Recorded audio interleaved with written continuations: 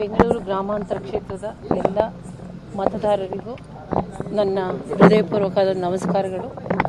ಈ ಚುನಾವಣೆಯಲ್ಲಿ ಹೆಚ್ಚಿನ ರೀತಿಯಲ್ಲಿ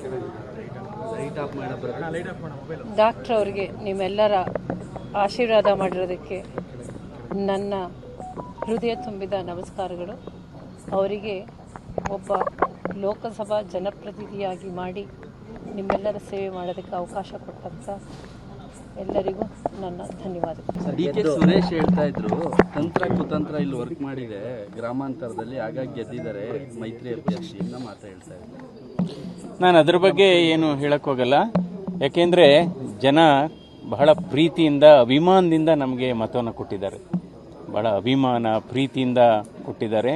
ಯಾಕೆಂದರೆ ನಾನು 8 ವಿಧಾನಸಭಾ ಕ್ಷೇತ್ರಗಳನ್ನು ನಾನು ಪ್ರಚಾರಕ್ಕೆ ಹೋದಂಥ ಸಂದರ್ಭದಲ್ಲಿ ಜನ ಸ್ಪಂದಿಸುವಂಥ ರೀತಿ, ಜನ ನಮಗೆ ಕೊಟ್ಟಂಥ ಪ್ರೀತಿ, ಅವರ ಭಾವನೆಗಳನ್ನು ನೋಡಿದಾಗಲೇ ನನಗೆ ಆವಾಗಲೇ ಖಂಡಿತವಾಗಿ ನಾವು ಗೆಲ್ತೀವಿ ಅನ್ನುವ ವಿಶ್ವಾಸ ಇತ್ತು.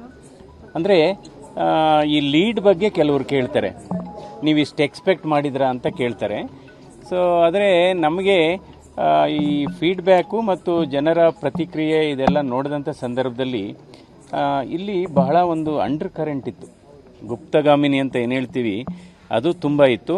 ಸೊ 2 ರೇಂಜು ನಮ್ಮ ಮನಸ್ಸಲ್ಲಿ, ನಮ್ಮ ಅಸೆಸ್ಮೆಂಟಲ್ಲಿತ್ತು. ಒಂದು 50,000 ಲೀಡಲ್ಲಿ ಗೆಲ್ಬೋದು ಅಥವಾ 2 ಲಕ್ಷ ಹತ್ತಿರ ಲೀಡಲ್ಲಿ ಗೆಲ್ಬೋದು ಅಂತ 2 ರೇಂಜ್ ಇಟ್ಕೊಂಡಿದ್ವಿ. ಇವತ್ತು ಹೈಯೆಸ್ಟ್ ರೇಂಜಲ್ಲೇ ನಾವು ಜಯಗಳಿಸಿದ್ದೇವೆ. ಅಂದರೆ ಇಲ್ಲಿ JDS ಮತ್ತು BJP ಕಾರ್ಯಕರ್ತರು ಬಹಳ ಒಗ್ಗಟ್ಟಾಗಿ ಕೆಲಸ ಮಾಡಿದ್ದಾರೆ. ಅದು ಒಂದು ಈ ಚುನಾವಣೆಗೆ ಆನೆ ಬಲ ಸಿಕ್ತು. ಸೊ ಎಲ್ಲ ಕ್ಷೇತ್ರಗಳಲ್ಲೂ ಬಹಳ ಉತ್ಸಾಹದಿಂದ ಒಂದು ಫೆಸ್ಟಿವಲ್ ಅಂತ ಏನು ಹೇಳ್ತೀವಿ, ಒಂದು ಹಬ್ಬದ ರೀತಿ ಚುನಾವಣೆಯನ್ನು ಆಚರಣೆ ಮಾಡಿ ನಡೆಸಿದರು. ಹೀಗಾಗಿ ಅದರಿಂದ ಈ ಗೆಲುವು ಏನಿದೆ, ಯಾಕೆಂದರೆ ಈ ಕ್ಷೇತ್ರ ಪ್ರತಿಷ್ಠಿತ ಕ್ಷೇತ್ರ ಆಗಿತ್ತು, ದೇಶದಲ್ಲಿ ಒಂದು ಪ್ರತಿಷ್ಠಿತ ಕ್ಷೇತ್ರ. ಎಲ್ಲರೂ ಕೂಡ ಇದರ ಬಗ್ಗೆ ಹೆಚ್ಚು ಗಮನ ಹರಿಸಿದರು. ಇವನ್ನು ಮೀಡಿಯಾ ಕೂಡ ಹೆಚ್ಚು ಗಮನ ಹರಿಸಿದರು ಈ ಕ್ಷೇತ್ರದ ಬಗ್ಗೆ.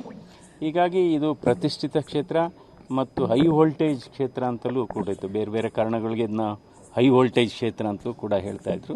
ಹೀಗಾಗಿ ಇದಕ್ಕೆ ಹೆಚ್ಚು ಮಹತ್ವ ಬಂದಿತ್ತು.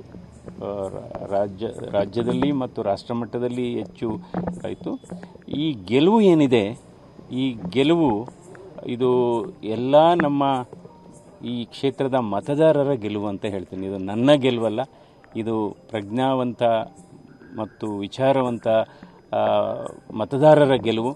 ಈ ಗೆಲುವನ್ನು ಅವ್ರಿಗೆ ಕೂಡ ಅರ್ಪಣೆ ಮಾಡ್ತೇವೆ, ಕಾರ್ಯಕರ್ತರಿಗೆ ಅರ್ಪಣೆ ಮಾಡ್ತೇವೆ ಈ ಗೆಲುವನ್ನು. ಏಕೆಂದರೆ ಜನಶಕ್ತಿ ಎಲ್ಲ ಶಕ್ತಿಗಿಂತ ಬಹಳ ದೊಡ್ಡ ಶಕ್ತಿ ಪ್ರಜಾತಂತ್ರ ವ್ಯವಸ್ಥೆಯಲ್ಲಿ ಅಂದರೆ ಜನಶಕ್ತಿ. ಇವತ್ತು ಜನಶಕ್ತಿ ಏನು ಅನ್ನೋದನ್ನ ಕ್ಷೇತ್ರ ತೋರಿಸ್ಕೊಟ್ಟಿದೆ.